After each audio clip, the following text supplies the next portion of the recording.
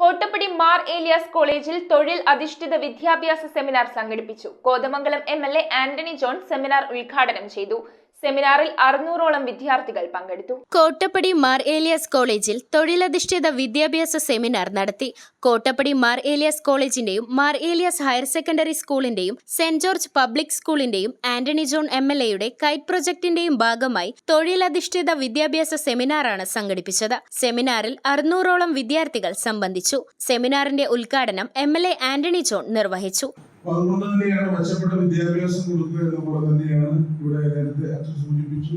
ഒരു സുരക്ഷിതമായ തൊഴിൽ, നല്ലൊരു ഭാവി അത് രൂപപ്പെടുത്തി കൊടുക്കുക.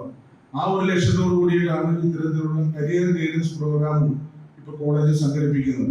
ഇന്നിപ്പോ നമ്മളെല്ലാം ജീവിക്കുന്നത് മത്സരങ്ങളുടെ ലോകത്താണ്. അപ്പോൾ ആ മത്സരങ്ങളുടെ ലോകത്ത് നമുക്ക് പിടിച്ചു നിൽക്കണമെങ്കിൽ തീർച്ചയായിട്ടും നമ്മുടെ കൃത്യമായ ഗൈഡ്ലൈൻസ് ഏത് മേഖലയിലേക്ക്, അത് ഇവിടെ 10ാം ക്ലാസ് മുതലുള്ള കുട്ടികളുണ്ട് എന്നാണ് ഞാൻ മനസ്സിലാക്കുന്നത്. 10ാം ക്ലാസ്സും +2 അതോടൊപ്പം തന്നെ ഡിഗ്രി സ്റ്റുഡൻസും ഒക്കെയാണ് ഈ ഒരു പ്രോഗ്രാമിൽ പങ്കെടുക്കുന്നത്.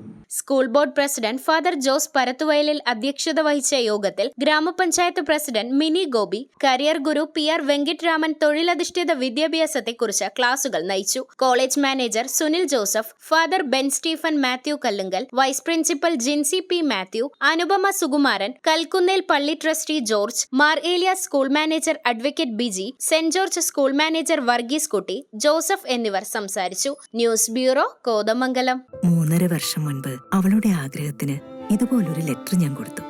അന്ന് അവൾ എന്നെ നോക്കി ഒന്ന് സന്തോഷത്തോടെ ചിരിച്ചു. ഇപ്പോ അവളുടെ സ്വപ്നങ്ങളും എല്ലാം യാഥാർത്ഥ്യമാക്കി. സ്വപ്നങ്ങളെ യാഥാർത്ഥ്യമാക്കി. MBITS engineering college, Kothamangalam.